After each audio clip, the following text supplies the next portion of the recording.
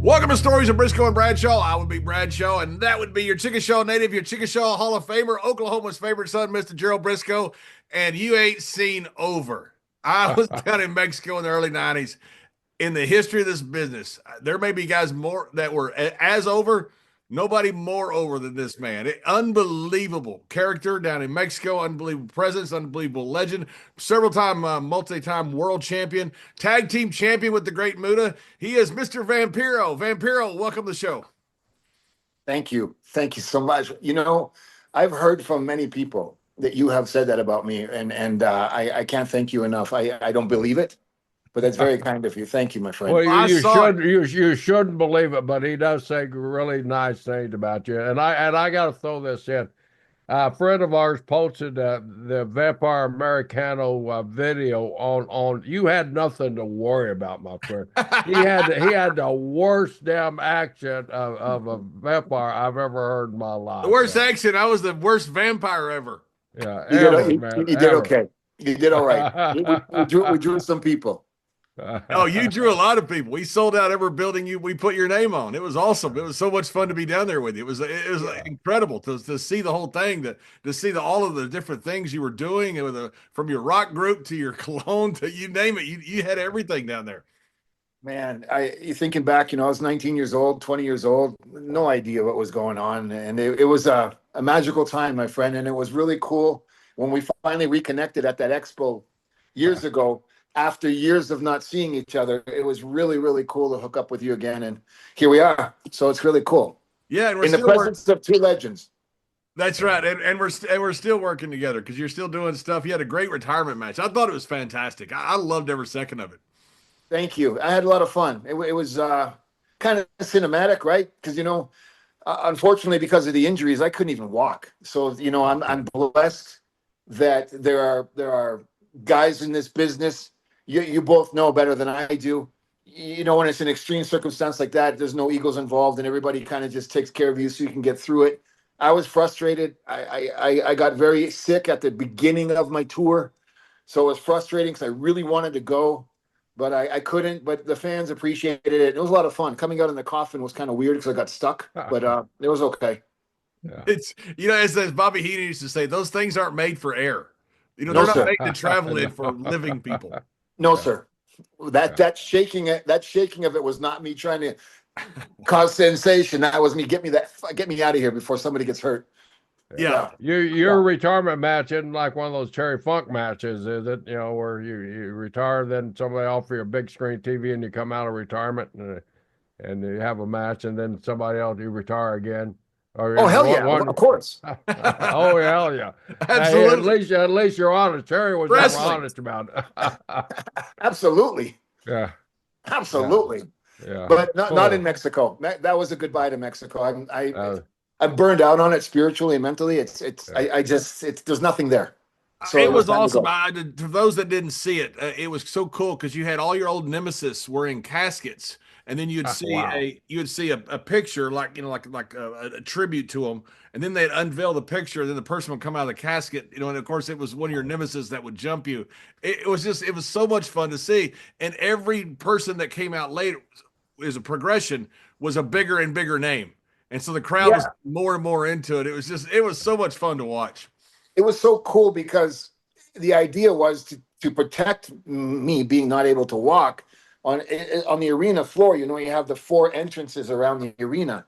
So every entrance was for one of the 4 decades that I've been doing it. So every entrance was a representation of that decade. So when I got to the ones with Conan and Cien Caras and the older guys in Pirata Morgan, I mean, that's from 1990.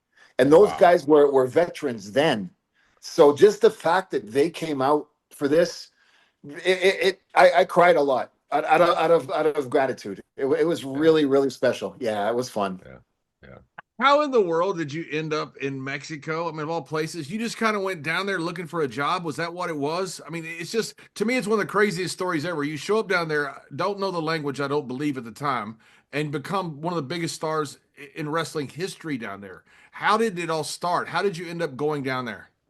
Life was different for me back then, and I came from a different place and time, and I was going with the wrong crowd, and you know, a lot of my friends were either ending up dead or they were in jail. And I had started working for International Wrestling in Montreal in 1984 or 85, but as a, you know, selling programs and cleaning the ring and carrying the guys' jackets, and I would That sleep was in the at ring. what, 15, 16 years old when you started that, right? 14, 15, yeah, yeah. Wow, wow. And I fell in love with the Road Warriors because I was a hockey player and I kind of got bored of playing hockey and I was getting into playing music. And when I saw the AWA and I saw the Road Warriors come out to the Black Sabbath and all that, and they were Hawk. When you see Hawk, I mean, come on. Yeah. And I was like, there wasn't a teenage boy who didn't want to do that. And I was right away, I just was blown away that there was wrestling in Canada. And I kind of sold my hockey equipment and did some other things to get some money. And I bought a one-way bus ticket and I went to find them on the road. And I waited outside in the freezing cold. And Abdullah came in and I begged him to even just listen to me. And, you know, he was in character and he blew me off. And finally I wouldn't go away. And, you know, I was like this. And they said, kid, come inside. And, you know, what are you doing? And what do you want? And I said, look, I don't know.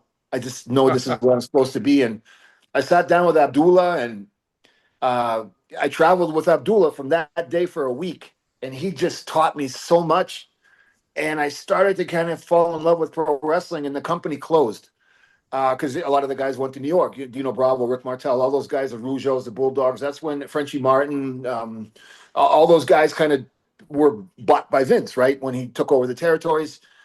So there was nothing to do. And I was playing music in Los Angeles and I was working for different bands and I wasn't going anywhere. And, you know, crime was starting to creep back in because they needed to make money. And it was either, look, I'm going to die. I wasn't raised this way. I'm too smart for this. I'm too creative. I'm hungry. I got to do something. And I remember a guy in Montreal, and this was like 8 or 9, about 8 years later. He said, if you ever want to learn to wrestle, you can either go to Memphis, which you're not going to learn anything because of the politics, and they don't really wouldn't take me in. Japan at that time, you needed to be invited, and you had to go spend time in a dojo, or Mexico.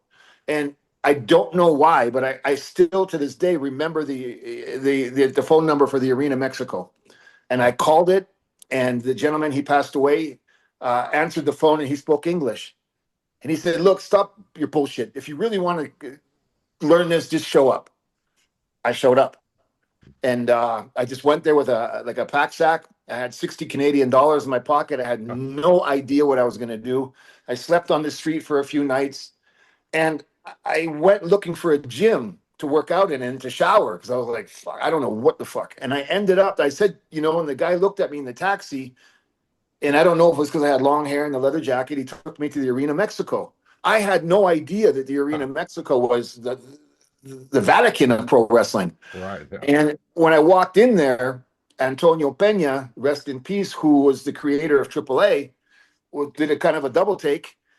Somebody introduced us, and my jacket had the word vampires on it, and we just started talking, and I didn't understand anything. And he said, "Where are you from?" And I said, "Canada." And he said, "Why does it say vampires on your jacket?" And I explained to him my fascination with the whole thing, and he said, "You're going to be the Canadian vampire." And it started. That was a Thursday, and I had my first match Tuesday. Wow. Wow. How did you get down to Canada? When you got down, I mean, we went down to Mexico. When you went down there, did you take the bus? How'd you get down there? I did some things to get some money to buy a plane ticket. And yeah, and I bought that's a great part of the story. I mean, you got $60 yeah. Canadian in your pocket, and that's it. And you figured out how to get down there, and got nowhere to stay, nowhere to sleep, no job, no nothing. That's rock a and roll, ballsy move. Well, rock and roll. Somebody told me I had to listen to somebody. Yeah. I'm just doing the research, and I don't know how accurate it is. It said before you actually got to Mexico, you had a stop at L.A. where you kind of got involved in the music business there also. Yeah. I really learned. I think the reason I became it happened for me quick in wrestling is because I was working for Milli Vanilli. And back in the 80s, Milli Vanilli was part of the MTV boom of pop music, and they were the biggest. It is the biggest scandal in the history of pop music. Yeah. And I knew right from the beginning, the three of us knew, the two guys and myself, because when I first met them, one spoke French, one spoke German, and they were arguing. And they gave me a piece of paper because I was working in a nightclub, and that's where I got the job because you know I had that look, and they said, "Can you help us?" And I looked at the paper and I was like, "Fuck." That's the number one song in the world. Those are the letters to of the words, and you don't know it. And right there and then it was like, uh-oh. And Wow. we started the MTV World Tour that day. So it was, I learned a lot being around that. So that I think that was the reason. I was playing in bands and all that kind of stuff too. So that's when Harley Davidson's became in style again. Guns N' Roses had just released their album. That whole scene was happening, and I had that look. And when I showed up in Mexico, the government of Mexico for about 10 years didn't let American bands play. It was a really, like, really, really shut down. So there was no influences of rock and roll or anything alternative. When I got to Mexico, MTV had just came on the air. American rock and roll bands, U2 played and Metallica played within days. And then a guy like me shows up that you can go to any arena in any small town and you can actually touch somebody who looks like that on TV and he's a foreigner. So I think I was in the right place at the right time, and it didn't go slow. It was like the next day it was out of control. Yeah. When did you start developing the Vampiro character? I mean, as far as they all of a sudden they tell you you're a vampire, but do you have any idea what that was, what it was going to Yeah, be? yeah, yeah. I was 8 years old when that happened. Because I was really poor. Our family was really poor, and I was about 6 feet tall when I was eight years old. And I dressed really different because you know clothes didn't fit and secondhand shops and all that kind of stuff, and didn't have money to do anything. So I would hang out in the library and I would read books, and you know books like Frankenstein and Dracula. You know that was like taboo. You know that was like X-rated. And when I started to read Dracula, and I kind of understood just because he dresses different, he has an accent, he's a foreigner, and he's loyal, he's in love. They call him a monster. So it was a really early way to deal with bullying, to see that there was something I can identify with that wasn't what every other kid was falling in love with, right? So it was kind of then when I started to develop that road to the light, to the dark side. And when Antonio Pena told you you're going to be the vampire, what was your thoughts? I mean, did you have an idea of what you wanted that character to be? Yeah, I was you know, I was a big mark for Billy Idol and the Sex Pistols and the Clash and the Ramones. And I came from that street scene of street rock and roll. So it was kind of like, you know, I had tight black jeans on and they were tucked into the cowboy boots and I had all the belts and buckles. And I'm like, there's really nothing to think about here. That's how I went in the ring. I didn't have wrestling gear, wrestling gear. What the fuck is that? I had my pack sack with two t-shirts in it and you know, a pair of brass knuckles just in case something happened to me on the street and my clothes. And that's how I presented myself, you know, kind of bikerish. And I was like, don't really need a costume. This is kind of Yeah. I came to learn later on in life, Kevin Sullivan told me the best way to sell your character is to keep it as close to you are in real life. And there was no problem there. Mhm. And were you had been trained by Abdullah, right? Was that the training that you got, or had you been had you been officially Yeah. trained? No, man, never. I think I went to Never. train in my life maybe 5 times over the 42 years I Right. went into the gym. No, Abdullah, when I say train with Abdullah, it was the best because the psychological part, you know, that's where I got it from, the selling. He said, I don't care if you beat me black and blue and you take my fork and stab me till my eyes fall out. As long as you carry me out on the stretcher and I got that belt on my chest. He says, you just sell, suffer, suffer. You don't need anything. Just convince, scare, provoke that thought where people can emotionally connect with you. And that stuck with me. Yeah. And when you start working there, was it immediately start catching on? Because you mentioned all of the things going on around you as far as the MTV and everything going on around you, but did it start catching on right away? It's just Yeah. it seems so crazy. A kid with no money shows up in Mexico and becomes this huge star. It's just Yeah. it's a Huge movie. stuff. Yeah. It was weird because it was a Thursday and they said, Tuesday and Wednesday you have 2 matches, and then Friday you have television. I'm like, what are you fucking talking about? Yeah. And so when they said, no, don't worry, let's just go see what you can do. And I said, I don't even know how to get in the ring. What are you talking about? Yeah. And when I went in the ring, because I had long hair, I ducked down, and when I stood up, my hair flew back. And they said, that's all you do. You don't do another thing. That's what you do. I'm like, and everybody else was flipping and flying and somersaulting, and I'm like, oh man, this is gonna go so bad. So they said, you're a heel. You're a foreigner. You look like this. You're a heel. So in the dressing room before the match, I was trying to. I didn't even. I just said I was petrified, and I'm like, I grew up on the street, gang life, and all that. I said, if something happens, I'm gonna take these brass knuckles and I'm gonna swing till I get out of here. And when I went in the ring, and I didn't go in the ring, they were like pushing me. My partners, I'm like, fuck. And the place was sold out, and women were screaming, and I thought, this is kind of cool, but I guess this is wrestling. I got no clue. I went in, and the guy hit me, and I was like, oh, you motherfucker. And I fell on the ground, and I rolled out to the floor, and I was like, I have to fight because that really hurt. And I didn't know what to do. Wait. He hit you. It was a Yeah. shoot hit. I mean, it wasn't Yeah. a working punch. It was a shooting punch. I had no Wow. clue what was work and shoot, but I know he punched me in the jaw. So I'm on the floor, and all of these women grabbed me and threw me back in the ring. And I'm like, okay. So he hit me again, and I'm like, fuck this. And I fell to the floor. When the baby faces came to get me, all of the women, there was probably about 20 or 30 of them, jumped on me and put a circle around me to protect me. And you're a heel.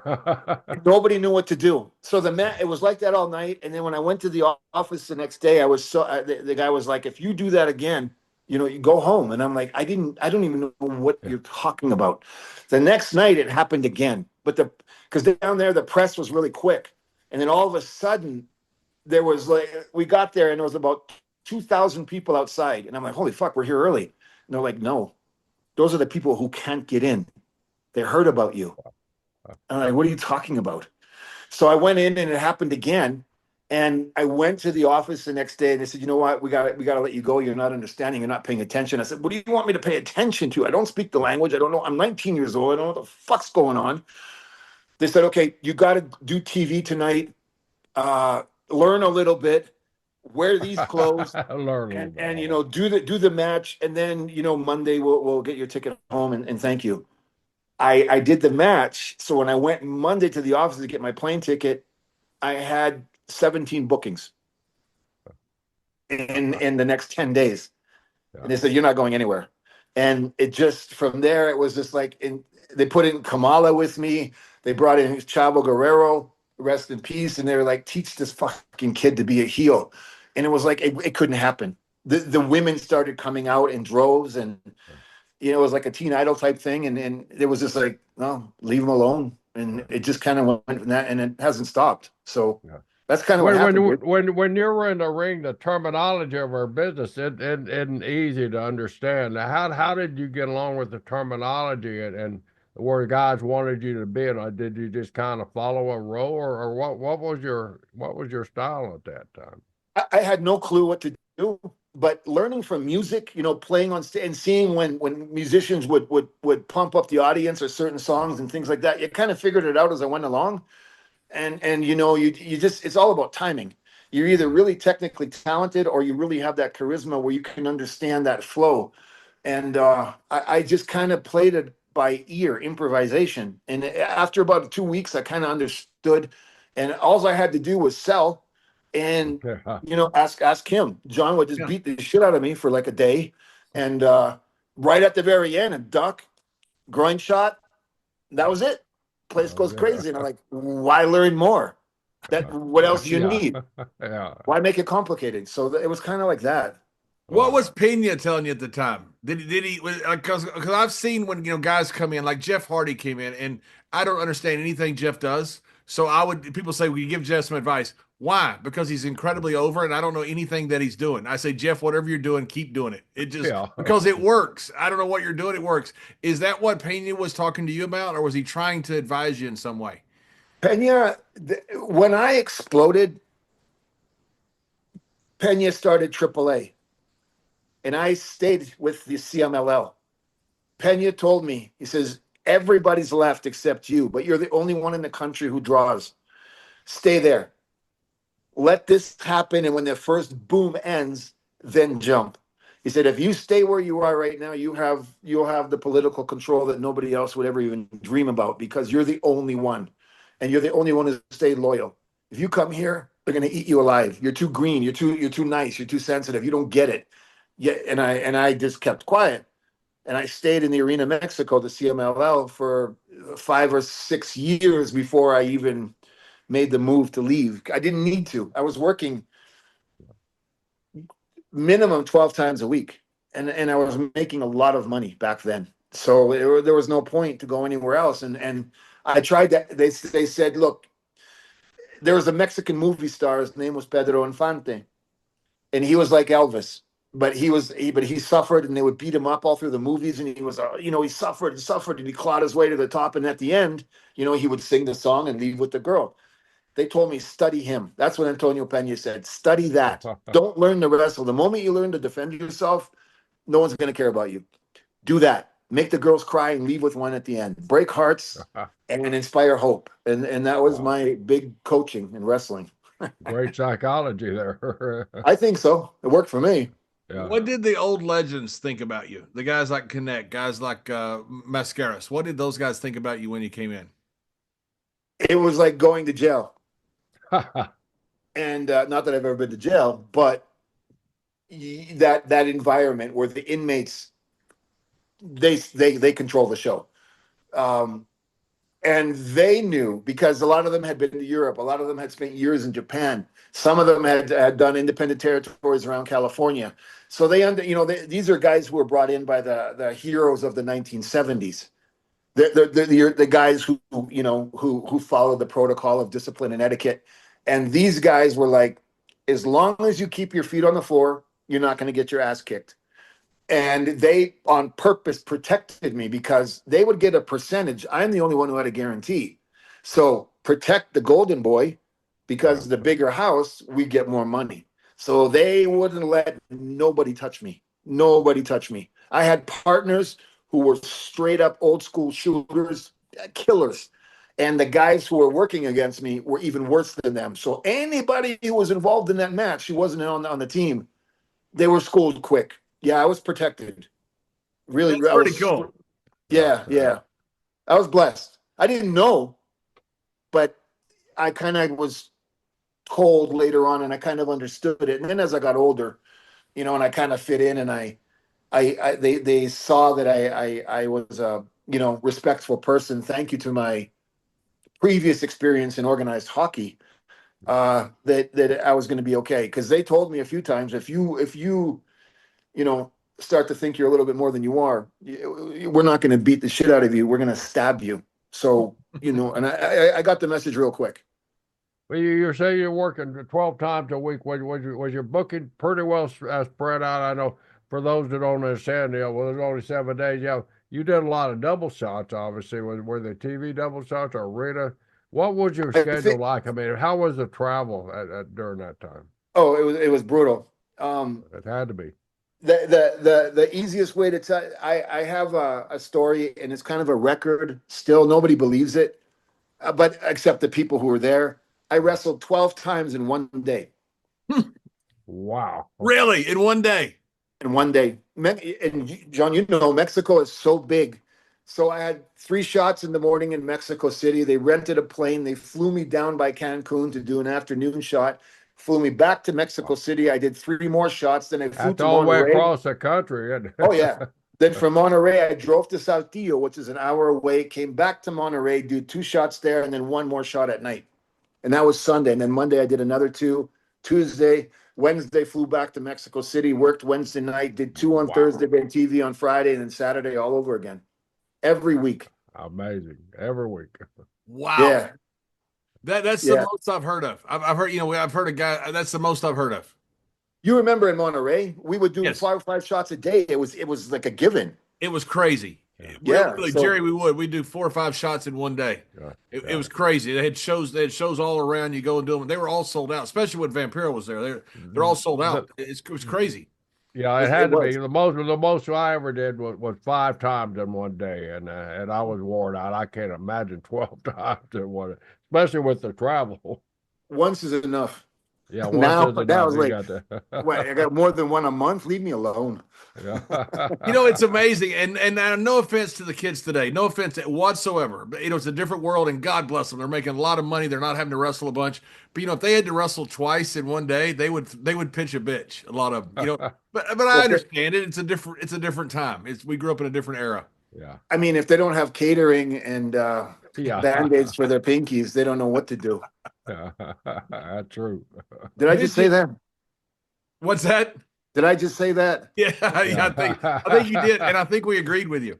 Yeah. yeah, It's insane. I mean, and God bless it. You know what I mean? And God bless all those new kids and younger people in the next generation. But I think the only thing that bothers me is I've gone to a lot of shows where if a veteran comes in, people are starting to forget to stand up and extend their hand or offer their chair or can I get you something? That's being forgotten in a lot of places. And I think, I don't want to say bad things about the younger generation because they're not taught, but I think missing, you know, how it used to be. If you're going to be a star in one of the bigger companies, they would send you to the smaller territories to get your ass kicked, to suffer, right. to starve, to learn how to survive, then come back to the big show. I think that's missing. They have developmental territories, but no, they don't. They're babysitting schools, and it's like fuck. Try working in a ring that the boards are crooked and one of the ropes Oh is yeah, broken. Do that when it's raining outside and the lights go out and the promoters left 3 hours ago and your car's broken and there's no food and you're soaking wet. Do that for a year. our Then fans try have gone out. Our fans have gone out and slashed all 4 of your tires. something like that. Yeah, better than I do. That just don't happen. How have you seen the Mexican business evolve down there? How many years have you been down there, and how have you seen it evolve? And is it evolving the right direction in your taste? Oh boy, I've been here since 1990. Mhm. No, I don't think it has. Because even with YouTube and even with some of the guys, like a bunch of us had our run in WCW and in Japan, and a lot of guys are going up to New York now. I don't think I think there's an attempt, but I don't think it's evolving. I think they're trying to copy with the resources they have, and I don't mean the resources economically. I mean if you have one or two guys that have that experience on the outside, but culturally Mexican storytelling and what they absorb is completely different than what you see in the United States and what you're educated as. Here, there's nobody has one finish. The pile driver, that would be a finish. Now, now the things that were finishes, you would take a year back then to work up to who was going to take that finish.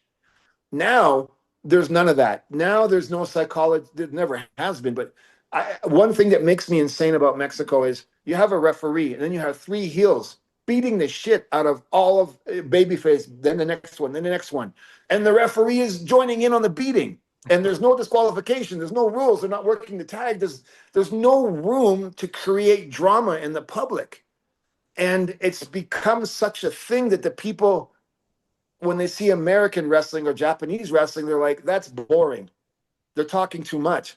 No, we fucked it all up down here. So I think it wants to. I believe with this new thing that's going on with New York, I think the resources, meaning the mentality of the agents and what they're gonna force the Mexican talent to understand, there is a way to tell a story. There is a method to the magic. You got to do the math and you get the answer to the equation. You can't have one guy doing one move. And, I got in a lot of trouble for saying this. We have a director of talent who used to be a wrestler. And if you're the director of talent, your role is you're the messenger in between the storytelling. But every single show, our version of the talent coordinator is a vigilante, and all of the baby faces get their ass kicked. He comes out and kicks the ass of the whole roster, and it's like you just killed every opportunity to create something. So I don't think it's evolving in the right way, but I think there's an opportunity to course correct. And I think it's going to happen. It's going to take a lot of work. It's not because of anything other than there's never been anything else to learn from. So I'm not sure if that makes sense, but that's the way I see it. Yeah, it does. Do you look forward to this evolution, or are you kind of wish it kind of stayed the same? I think that Mexico has the arena Mexico. That is that won't change. If Jesus Christ comes, he's going to have to wait because there's a show going on there. Right. That's the oldest wrestling company in the world.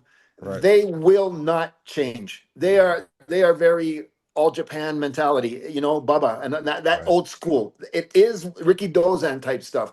It's not going to change. So I think there's enough of the tradition Good. that it's going to be protected. I truly believe because of the younger generation and the access to social media, I think it's an amazing opportunity for the American and Mexican fan base culture to become friends. And I think it's going to be a great opportunity for wrestling in general to expand. And I truly believe Mexico needed this to go to the next level, obviously. So I'm looking forward to see it. I think it's ignorant to say, back in my day, that's not true. That's not true. It doesn't belong to us. We were part of the show. It's like trying to own a raindrop. I like water, but I don't own those raindrops. You got to appreciate it for what it is. So I was a fan then. I'm a fan now, and I hope that the next generation enjoys this and doesn't abuse it because this is a once in a lifetime opportunity. And do you think that the growth is bigger than Mexico? And what I'm saying, for years, you always thought that Mexico had this incredible cultural and heritage of lucha, but it never really expanded into the United States. And the thought was because of the huge Latino population in the United States, that if you could ever get the TV contract in the United States, you could certainly run shows all over, specifically the Southwest America, where there's a huge Latino population. Yeah. Do you think that has a possibility now with the new merger and with the ability they have to get TV contracts? I mean, we did Lucha Underground in 2015 and 16 and stuff like that. And that was basically AAA in English. And we did one live show in 5 years. And we were based out of Los Angeles. I have done a million shows going from Mexico to the United States. And it's treated like a novelty. Even in Latino communities, they want the American psychology. Do I think this is going to help? I mean, I think right now the flavor of the month momentum is in our favor. I mean, wrestling in general to do this right because it's never been done right. And I was looking at the comments from the fans of the WWE and the fans of Mexico as the purchase was going. I was reading, and the Americans were like, "Okay," and the Mexicans were like, "I hate this." Because they're stealing our culture.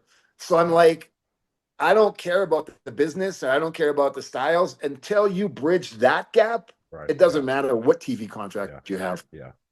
I'm glad you brought that because that was basically one of my questions. How do the fans really feel about it? Do they want to hang on to that tradition? I mean, oh yeah, good. That's a good sign. Yeah, I mean they're angry, and but is that because it's the flavor of the month? And are those the 2% of the fans who just like to hate on everything in the world, or is it something we take serious? But I think the message for young people who are business minded, oriented, and they want a better life, they want access to these things. They understand that to evolve, you need investments, and I don't mean just in money. You need investments of culture. So I think it's time. And I think that we've tried so many times that it's failed, that this is from those mistakes, we should be able to steer the ship a little bit better. So what happened in the early 90s when another vampire came down to Mexico? Oh, he was a real asshole. That's what I thought. I didn't like him either. Accent in the world too. I didn't like him either. I remember them telling me that I was going to have this storyline with this American vampire guy. And when I met you, you were so big, bro. I was like, oh my God, this guy's gonna kill me. And we met, we talked, and then I remember coming the next week, and you were sitting in the dressing room, and I was looking at you, and I was like, motherfucker, and you didn't know, I and didn't know. I was like, how can you just be looking at me and ignoring the fact that you stole my gear Yeah. and you're dressed in my gear and you're talking to me like it's Now, like just get this clear. It was your gear too, right? I mean, yes, it Oh was yeah. made. for what John had told me, you'd purchased new gear, and this Yes. American comes down and sells you damn gear. That's a Well, taken for you. I don't know if he knew. I don't obviously he didn't No, I know, had no idea. but Oh, you know, bullshit, John. You know. Nope. but it's so funny because it didn't happen like in a 5 minute thing. It was like an hour later. I was like, bro, Yeah. you're wearing my shit. He goes, Yeah. what do you mean? I said, I just got that made. It was delivered here. That's mine. He was like, what are Wow, you talking about? John. And he didn't believe me. Did he So give it back to you? he gave it back to me. Yeah, he did. He did. But It it was awesome. It was so funny because I went down to Mexico and I had no idea. I knew I'd heard of Vampiro, but I had no idea. So my first press conference, I'm sitting there and they said, leave your cowboy gear there. I said, okay. And the first question was, why did you choose the name Vampire? And I didn't know anything about it. So I turned to the guy who was translating and I said, listen, I hope you're smart to the business because I don't know what he's talking about. And the guy gave him this long, detailed explanation. When we got done, I said, guys, am I not a cowboy down here? They go, no, no, no, you're Vampiro Americano. I said, well, why didn't you tell me before the press conference, not after? So all of a sudden now I realize I'm Vampiro, and so I'm looking at it, and I'm looking at him in this rock band. I'm looking at him in commercials. I'm looking at him selling out all these arenas. I'm going, you got to be shitting me. I'm not the fucking vampire. This is never going to work. So then they bring me the gear. They go, here's the gear for you to wear. I said, okay, all right, great. So then when I meet Vampiro, he's sitting there and I can tell things are getting like a little more testy, a little more testy, a little more testy. And finally I said, do we have heat? And he goes, you're wearing my shit. And I said, well, yeah, that's the idea. I'm wearing your stuff. I'm like the heel vampire. He goes, no, you're wearing my shit. And I said, I don't understand. And then he tells me what it was. I go, oh my God. And he just starts laughing. He said, you're not in on it, are you? I said, I have no idea what you're talking about. It was awesome. It's a great memory. It's one of my favorite stories. And yeah, completely true. It was awesome. It was good. It was so funny. Then we of course we had a bunch of matches, and it was absolutely awesome. And the conclusion to it was about, I don't know, 15 years later, 20 whatever it was later, we're in an elevator and we're going up this thing, and you had your head shaved, and you know how you get on the elevator and you don't really, somebody but you're not sure, so you don't really look at them, and you go, you're not going to say anything to me, and I started to look, and he goes, you're wearing my shit. I go, oh my gosh, Vampiro. Yeah, it was awesome. It was a great way to meet up again. It was fun. It was a lot of fun, and it was a lot of fun working with you. I was too green to be there, but it was so much fun. It was so fun to see all those sold out arenas, and it was incredible. And I realized then, because I grew up watching the Von Erichs, in Texas. Right. And they were so over, and I got to wrestle with Kerry. In fact, when I got the job was because Kerry was working in Harlingen, and I was on the card. And that's when they saw me and said, "Hey, would you come to Mexico?" Because Kerry had sold out this big arena. But then you get down to Mexico and you realize there's a whole new world, and there's a guy there that's just as big as the Von Erichs, and it kind of blows your mind, when the world all of a sudden gets much bigger, and you realize there's a lot of great people out there. It was a ride, my friend. You guys know. Yeah. When you went to WCW, how much of a change, not only culturally but style and business wise, did you have to make when you went to WCW, and how was that adaptation to you?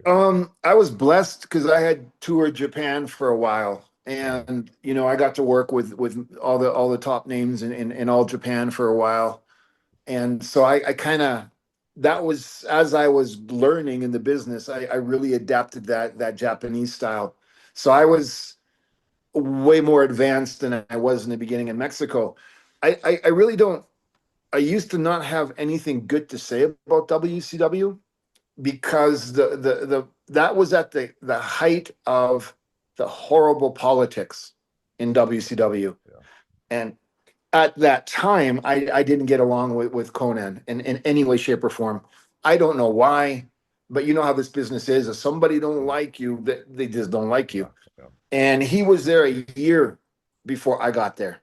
And when it was made known I was coming in, he had a long time to make sure it wasn't easy for me to fit in.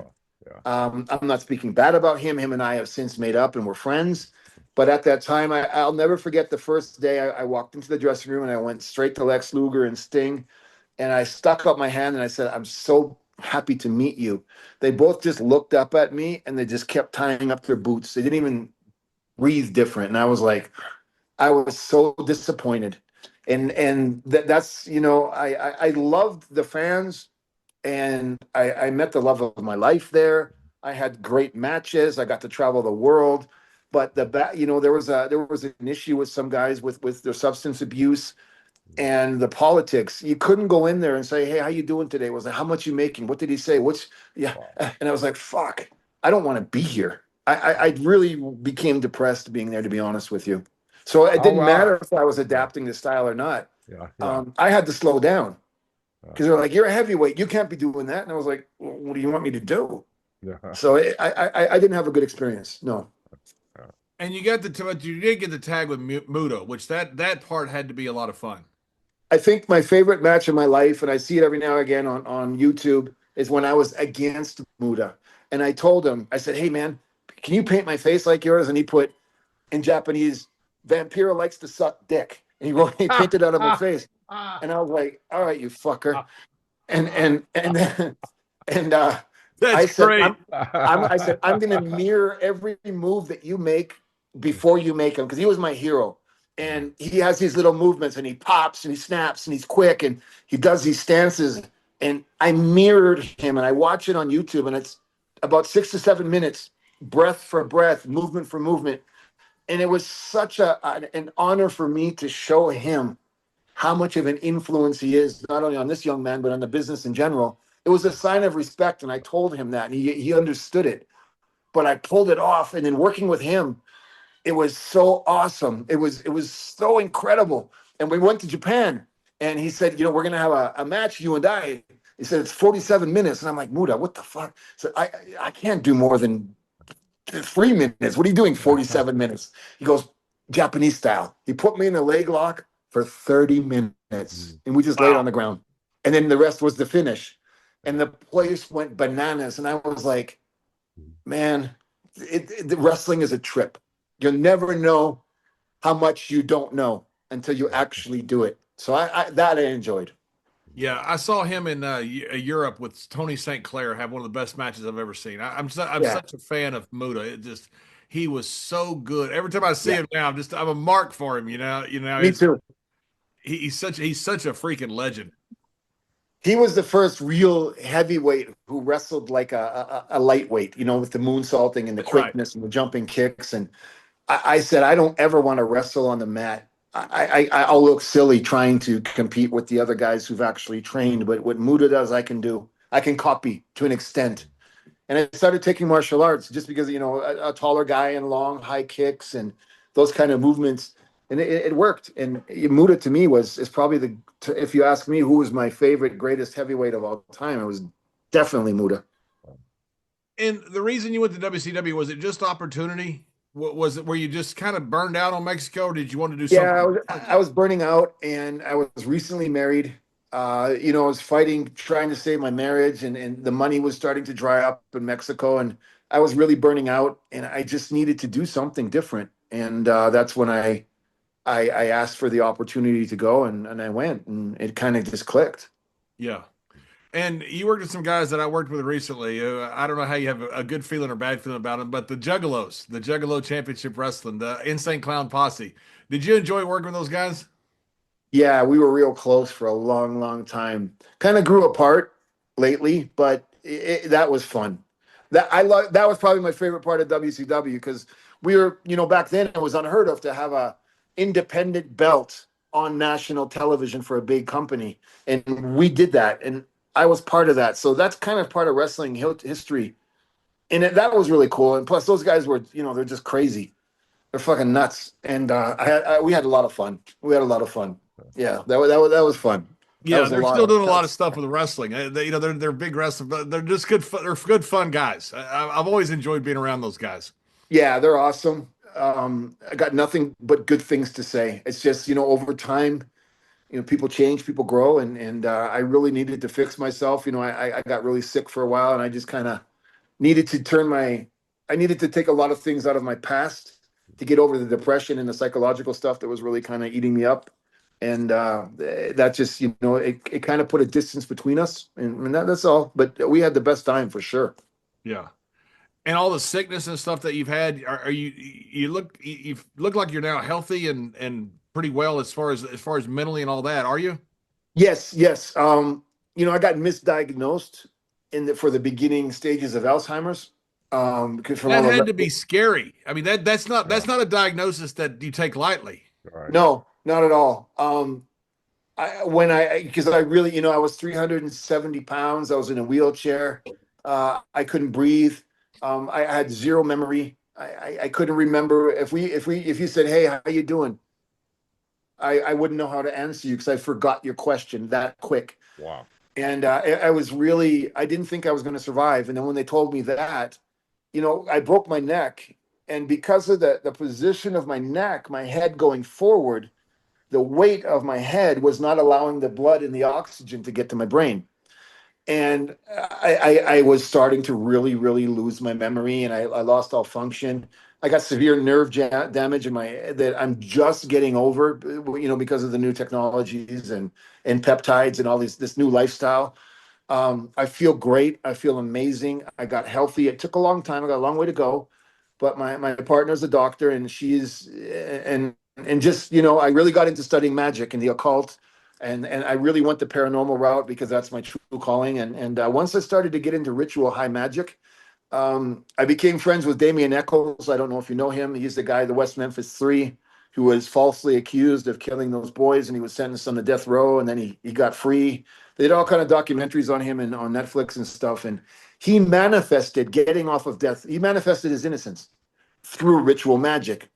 I met him, and he became my teacher, and I really got into the spirituality side of things, and that changed everything for me.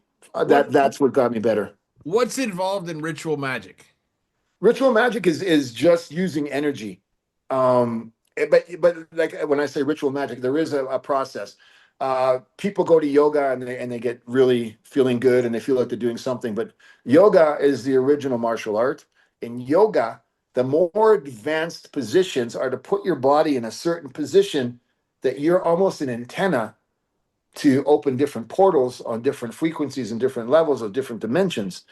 And once you can understand that, and then you include psychedelics, there's the three things. It's the pyramid, the triangle. You can really, really invoke the energy to do positive things for yourself. There is no such thing as black magic and white magic. A hammer can hit somebody in the head, or a hammer could build a house. It's the intention behind the person's use of what is a magic ritual. So, the simplest one you can think of is the water that you drink is so manipulated by chemicals and by stores. It's in a plastic bottle or it comes from a tap, whatever. But if you put a small speaker that vibrates and you put a healing frequency there and you set that by your water and you let that vibrate on a frequency that's a higher level than you, that frequency will go into the water and it's going to manipulate the structure of the water. You are going to consume that. So you're consuming high powered, purified life from another dimension. So the water you're drinking, you're putting something in you that's been manipulated. So once you have that inside of you and you start doing these rituals, it takes you to another level. Oh, you're crazy. It doesn't work. Well, then you keep doing what you're doing and you'll be happy Yeah. with the path you're on. But I'm telling you, I've lost 100 pounds. I've got my mind back. I got my brain back. Wow. I've gone to different dimensions. I'm part of Dr. Stephen Greer's group where we go into the desert in Arizona and we meditate and we with telepathy. So you can understand really quickly what it is. We communicate with other extraterrestrial life, and we don't say "show us you're here." We say "we are here. Come."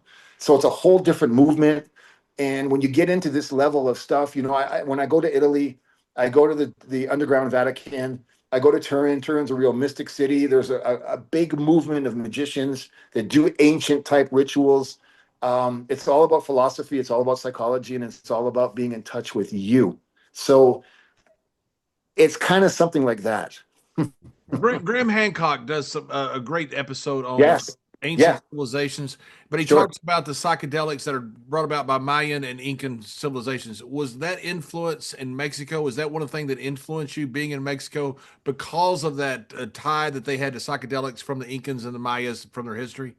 Yeah, I mean, if you read the Gnostic Bible, the apostles and Jesus Christ himself took psychedelics to talk to God. It says it right there. So yes, here in that version of Jesus Christ, not the other 23. And when I talk about that, people lose their minds. But here in Mexico, I spent time in different mountains in different cities with shamans for sure. And we because if you take the mix of psychedelics, it's not like you're going to take a bag full of mushrooms and you're going to get really high. That's not the point.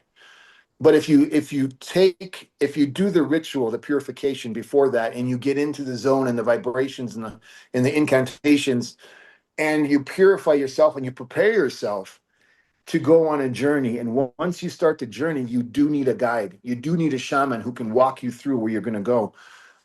It is so unexplainable because most people don't be, oh yeah, you got high and you took a trip. No, I actually went somewhere else and my questions were answered. Well, what were your questions? It doesn't matter what my questions were, they're mine. They're not yours. So the message from God or the creator or source was for me. And I just become a better version of myself. And you walk different. When I'm with my girlfriend and we journey together, we do the psychedelics and we have a certain love language and we go through this. I freaked out. So did she. We sat on the beach in California and all of the stray dogs came and sat in front of us because of the vibration we were giving off. And this one homeless lady walked up and she just started to sing. And then another lady who came from a different social culture started to sing with her. We were like, what the fuck is going on? And they were like, we don't know, but just what you two are transmitting has called us here. So it's not so much, are you going to see something? Are you going to be told something? You change. And how do you change? By the way people react around you. So that's all part of it. It's really kind of deep, but I started to get into that. And then when people ask me, is pro wrestling fake? And I'm like, fuck, I just talked to God. Can you ask me something else? And now I got to answer that. How did you get to it? I mean, where do you find this? Where do you find the people like this, the shamans? How do you get involved in this? Yeah, when you start to study, it's like, how do you become a better pro wrestler? Well, you go to this indie circuit, where you get hooked up with that promoter, and you just over time you start developing your craft. Same thing. Start by reading a book, and then start to learn to read between the lines. And then you take the greatest work of them all, which is King James Bible. A lot of people don't know the King James Bible was written by King James, who was a politician who literally changed the version of the Bible before it to help him manipulate the election in England and to control the church. Before he wrote the Bible, he wrote paranormal books and he was against witchcraft and demonology. He was a writer. So if you know that and you take the Bible and then you take the Bible before it and then you go back and back and back and you understand that through translations and political manipulations, the story is a work. And you start to come across people who think like you. You hear something at a party, you go to a nightclub, you see this in a bookstore, and then you just click, and then you start to research, and then there are groups. And when you go to the group, there might be 100 people. 7 of them are legit badass magicians, and you start to gain their trust. And then over time, it's almost like the Freemasons. Yes, there is a rule book and a system, but you don't have access to it until you earn it. Because it's not a book that's written, it's your experience that helps you evolve, that you are naturally drawn. I mean, in ancient Rome, there are magical places. You go there, you don't, okay, you're going to do this ABC. You go there with the intention, show me, I'm here. So you take your psychedelics, you meditate, you do whatever it is you need to do. And the downloads that come from history, from vibrations, from ancient times, or whatever it is you're looking for, And then from there, it just evolves. And it just is. It's not like a video game that is going to be a new version. History is called history because it was. And once you find out that a lot of ancient history was hidden, that's why I became a Freemason, because I wanted access to their library. Once you get into that stuff, it kind of opens up your mind and your third eye, and you kind of find things out on your own. It's And kind of a trip. I'm sorry. It's like a no, high no, no. school. I'm enjoying every second of it. I, I love to I hear do this too. stuff. And I love the Graham Hancock. You can tell that you've got a fascination, or at least same thing with Graham, about the ancient civilizations and their use of psychedelics. But you But also, are they ancient, or are we dumbing down? Yeah, Can we construct anything that on the timeline of the human race? Before the pyramids in Egypt, we were in caves and we were hunting with rocks and sticks. Within 150 years, we had pyramids, civilizations, writing, music, math, read the stars. The human brain doesn't evolve in 100 years that way. Yeah. Where did that come from? Well, that was installed. That was taught. It was given to us. So if you know those things, we're not ancient. The telephone is to, oh, look at how smart we are. No, look at how stupid you are. That's where you spend your time. You don't have access to the truth. Yeah, but I can call somebody in Japan. Yeah, but can you build a pyramid? Can you read the stars? Can you decipher hieroglyphics? Can you heal yourself by frequencies? No. So are we ancient or are we regressing? You know what I mean? So no, I there's a 100% agree with what you mean. whole It was the same thing when you talk about savages. When you refer to people as yeah, exactly, when you refer to another group as savages, you dehumanize them. Therefore, you can treat them in a way that's not human. So when you say slavery starts that way. So you say these people in Africa were savages. Therefore, it's okay to own them because you say that they are a sub type of subhuman than we are. We give the same thing to our past. We say, oh, they were savages. No, they weren't. They were just as smart as us. They just had different technologies. There's a place, that. there's a tribe in Brazil that was just discovered last year. No contact with outside of their existence until recently. And they were interviewed and they showed up in their tribal dress. You can just, they're not from here. You can just see that. And they had maybe one guy on the planet who can semi-translate some of their language because they've never been in contact with anybody else outside of their little community in the forest in Brazil. So I don't know if it was Graham Hancock or somebody of that level said, we're investigating in the jungle. We're trying to find this alien and this kind of thing. And have you ever seen any of this? They showed him a picture and I can't pronounce the name. Oh, yeah. He's buried over here. Come. They were like, what the fuck are you talking about? They said, yeah, no. His name is this and this and this. And he taught us this. And he was buried here. He went underground. It is freaky because the Hopi Indians in the deserts in Arizona tell the exact same story. Same drawing, same cave painting, same everything. Yeah. So it's that's amazing. It came from some common place is what it sounds like. Exactly. Yeah, for sure. Yeah. And I've done a lot of research on the Mayans and the Aztecs down there, and the psychedelic effect that they brought along. Did you study much of those people while you were down there? Yes and no, because there's no evidence. The pyramids were built by the Olmecs, not by the Aztecs. The Aztecs moved in, and then from one day to the next, the Aztecs were gone. Right. No graves, no evidence, no bodies, no anything. So were they transported? Did they go home? Where did they go? Did they migrate north? How do you migrate 1 million people without footprints? Yeah. Right.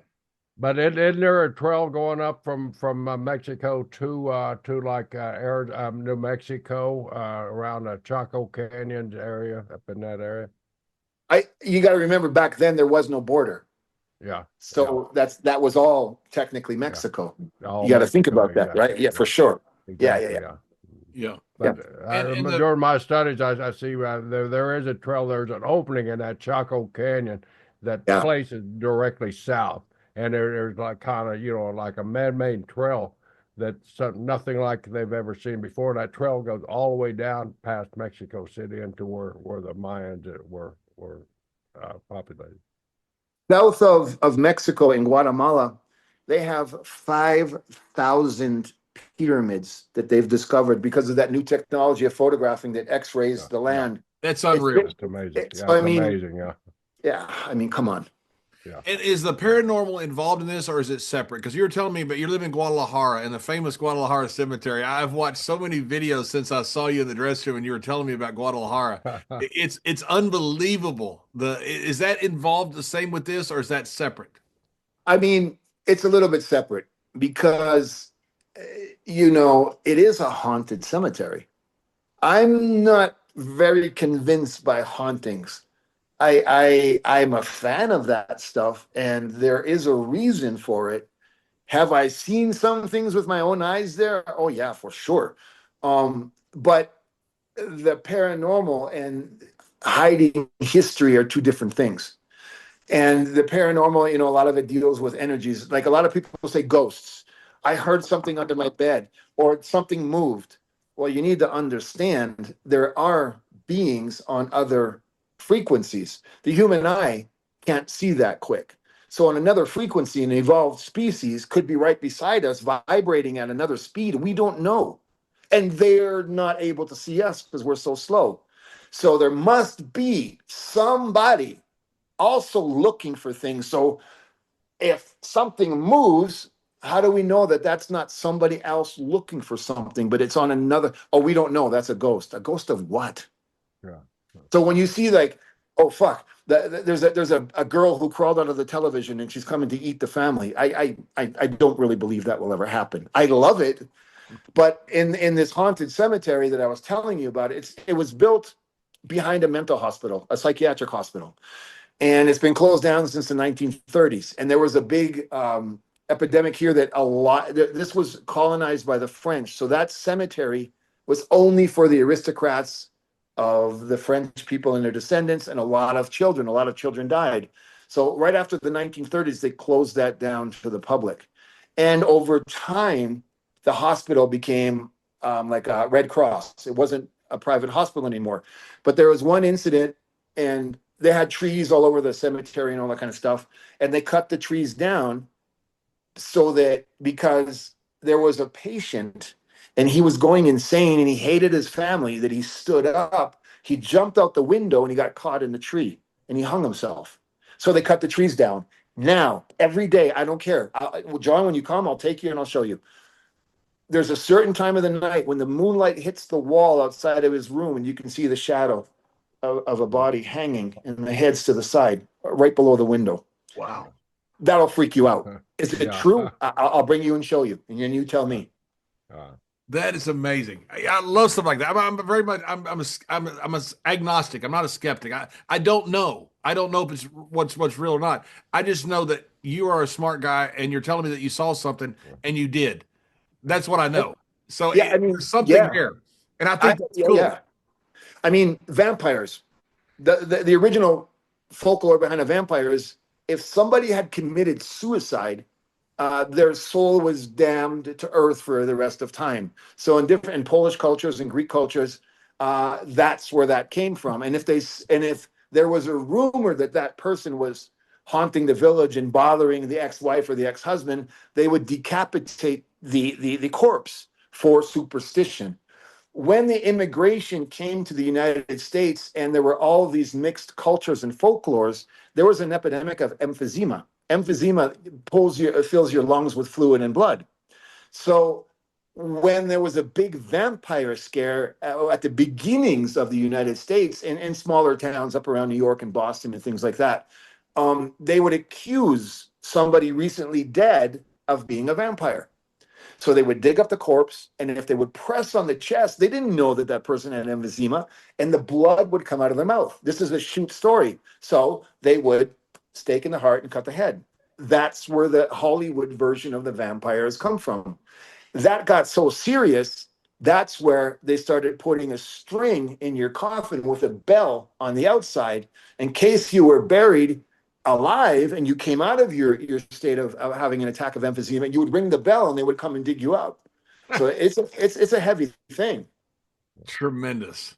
And you're doing a lot of TV. You're doing TV shows and all kinds of things with the paranormal. And you've actually slept in some of these places, right? Yeah, yeah. I've slept in some morgues. I slept in some open graves. Yeah, you know, I've passed. Yeah, I've done some fun things. Yeah, yeah. What? But I would like to announce, if Yes. you let me, today, I just signed my contract. There is a company in the United States called Bloody Disgusting. It's like the Netflix of horror. And I am going to be hosting 2 shows on that network, and I'm going to be Right. doing a lot of investigating and documentary style programs for this channel. And this is the happiest day of my life, man. Oh, that's Awesome. awesome. Good for Oh, you. we're glad to let you announce it there. Where can where can everybody see this thing? Well, we're figuring that out right now, but they have their own network, bloodydisgusting.com. But their television channel is called Screambox. So, and it's, you know, the idea is, because we were trying to figure out how do we keep Vampiro alive because he's so old and broken. And my idea was, you know, I do You're a radio. vampire, you live forever. Yeah, but I'm going to be a male version of Elvira. And, Awesome. Awesome. so, yeah, I'm extremely happy, very happy. Well, That good. is fantastic. Congratulations. That is great news. I am so Yeah. happy for you. You've always been such a pleasure to be around. Just such a stand-up dude. Dude, you're my boy, man. We've been friends for a long time. We started this together, homie. Yes, we did. Long Yeah. time ago, and we're still together. Yes, sir. Working down in Mexico together, still doing stuff together. So yeah, absolutely. Yeah. Well, hey, Vampire, thank you. Hey, thank you so much for joining us. You got so many things Thank to you. talk about. We can talk about you for hours, but Yeah. you've been so generous with your time. I really appreciate you coming on our show. It's been so great to see you and catch up with you over all these years. One of the greatest stories that it's certainly in my life when I'm wearing your shit Yeah. right in front of you. It's mine. It's mine. That's right. It was a pleasure, and sir, you're a legend. I know very well who you are, and both you guys, I got nothing but love for you, and I'm happy that you're doing your podcast. It's important. It's important that there are real people out there doing this. And what what we try to do is just record history. You know, we want to record your history. We want to record you and your words, have it out there forever, and that way people can see it. That's really what it is. There's no vested interest in here. It's not about money or anything else. We give the little money we make, we give to our tech guy. We don't do, you know, it's just it's for us with history. We love talking to history and love talking to legends. Oh man, I'm not no legend. I'm just another You're a raindrop in the ocean, legend. brother.